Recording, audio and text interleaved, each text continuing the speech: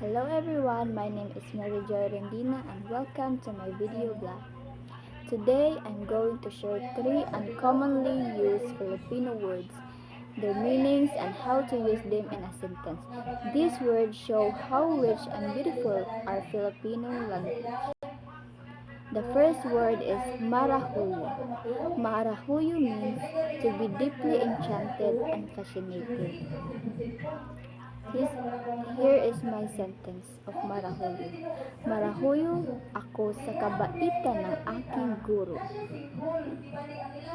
The second word is gunita. Gunita means memory or recollection.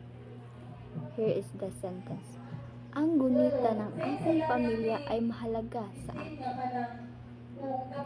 The third word is salimuot. Salimuot means complexity or difficulty.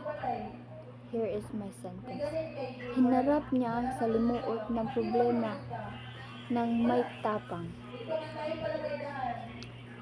This word helps us express our feelings and thoughts more deeply in Filipino.